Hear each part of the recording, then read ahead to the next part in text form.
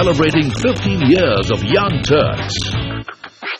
Hello, I'm Shireen Bhan and you've tuned into India's longest running show on startups and entrepreneurship, Young Turks. It is the Independence Day weekend and here's what we have lined up for you on the show. Meet an augmented reality app, Blippar, that made it to the CNBC global list of 50 most disruptive startups. Find out what prompted Anuradha Kedia and Dhimant Parekh to set up a digital media startup, The Better India. Also, here's a look at how students from a Delhi university are translating the Swachh Bharat slogan to reality in Delhi slums. Every year, CNBC globally reveals a list of 50 most disruptive startups. Startups that are ahead of big consumer shifts and are worth billions. This year, taking the 9th spot is our own Young Turk, Blippar. It specializes in augmented reality. Now, Blippar's users can point their smartphone at an object to unlock additional information. The company claims that 65 million people across 170 countries are using the application today. Young Turks' Megha Vishwanath caught up with the co-founder of the company, Ambarish Mitra, in the capital. Here's Ambarish's rags to riches journey of making the world a blippable place for all. Every random object in the world has a story to tell you, and that's what Blippar is doing. Point your phone at stuff and see things come to life. What we're trying to do is so unique, giving you more from the world you see using any phone's camera. It now shows you how those things are connected to everything else in the universe. The world of artificial intelligence is really getting a lot of recognition. It's going to change. Majority of technologies will have an impact on most things we do in the world. When I caught up with you last year, you said that Blippar turns your phone into a magic lens. So is the magic still on, or have you expanded your scope beyond just gimmicks? Bring us up to speed.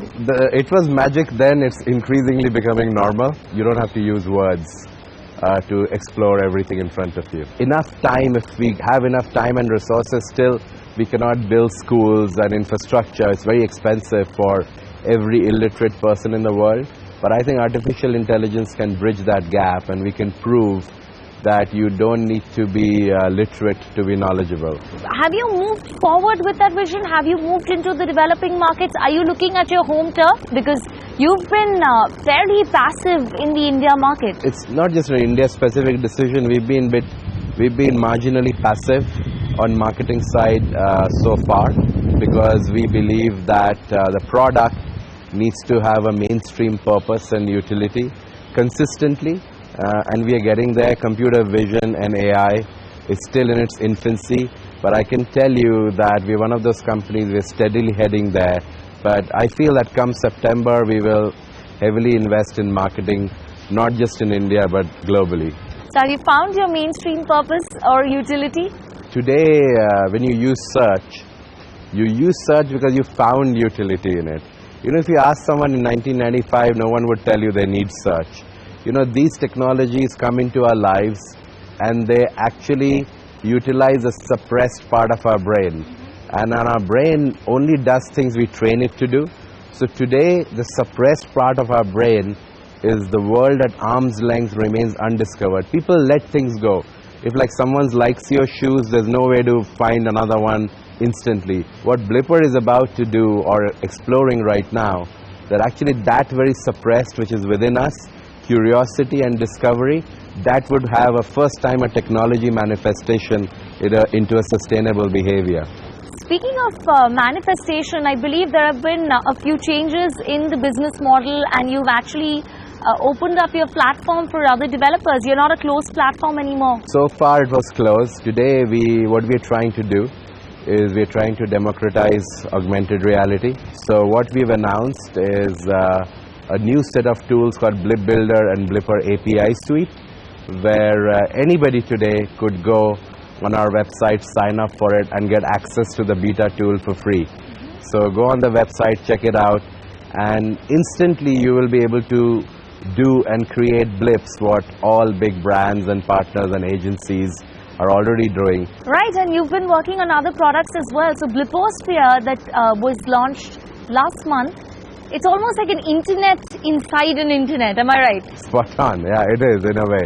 It's in a way manifesting the discovery behavior, but then you can completely go on another trajectory and end up in information you know nothing about. So Blippar itself is not a separate product. It's a new concept of browsing inside Blippar, and it literally brings out what a lot of people are calling it the physical internet. So when you started out, AI was still a jargon. But that's not the case today. There are so many startups in the artificial intelligence space. So are you feeling the heat of the competition? One local Chinese takeaway is a Chinese takeaway, and 100 local Chinese takeaway makes a Chinatown. That's a great analogy there. So that's what is the difference, is when you have many players, it forms industry, and the industry gets recognition. So hence competition shouldn't be seen as a negative, it's seen as a positive. Then there's a higher chances of many more exits in the industry. Do you have an exit strategy in mind? Is that something that you're thinking about? Exit is not even on our minds right now. So are you looking to raise more funds? I mean, the journey for us is so big and so much is left ahead of us. We would be raising capital for a long time. Are you in talks with investors? A CEO of a tech company is always in talks. Yeah, that's a never-ending part of the journey. That's true. That's absolutely true. I mean, we've raised around $101 million till date, and from only 4 investors. So very rare for a company to raise that much capital from so few investors, and we continue to show that how the company is moving fast and continue to invest aggressively in building unseen technologies. I remember you telling me that you ran away from your house, which was in a tiny town called Dhanbad, to New Delhi and started up. I wasn't very good in school, and like every parent, my parents wanted me to go to IIT as well, and I succumbed to the pressure and ran away from home and lived in a slum in South Delhi for a while. And while I was there, I ended up starting a company in India which became pretty big. So yeah, I mean, my story is of struggle and persistence, but it's a long time ago and life's very different right now. But I always tell this to young people, that in this persistence to try and become someone else, you kill the best version of yourself. So from Dhanbad to Delhi to London to now Silicon Valley, what's next? No, so this is a journey. Sometimes this journey gives you a lot of self-awareness and what you're destined to do and your purpose and all those softer things. And I feel everything that happened in the last 18 years of my life was taking me towards Blippar. Failure is not exactly opposite of success, it's feedback to success. So Rish, having said that, tell me, what is your ultimate vision for Blippar? My ultimate vision for Blippar is Blippar becomes a universal method of information access without need for in a way language and literacy. Whether Blippar does it or not, but artificial intelligence would certainly take us there. But I'd love to see us being among the players in that mix. Well, will you be amongst those players, or do you see giants like Facebook and Google buying you out in the future? Hey, I always say, look, it's very easy to throw these big companies in the mix. We shouldn't forget that every company in the world was once a one-man or a two-man company. And we have big ambitions. I cannot comment on our exit strategy. Right now there isn't. There's a long way to go, and we're going to build this company. Well, Ambarish, you're right. Every giant today was once a single person's vision, and transforming that vision into reality is what the Young Turks spirit is all about. With that, it's time for us to take a break, but when we return, find out how a husband-wife duo are working towards creating a better India. Stay tuned.